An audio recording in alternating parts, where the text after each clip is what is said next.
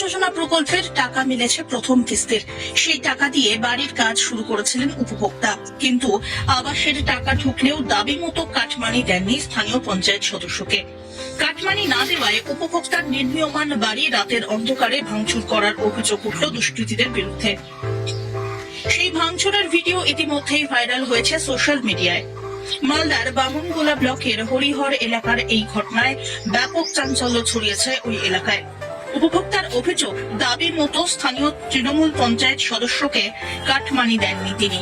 তারই জেরে পঞ্চায়েত সদস্যের অনুগামীরা রাতের অন্ধকারে বাড়িতে ভাঙচুর চালিয়েছেন।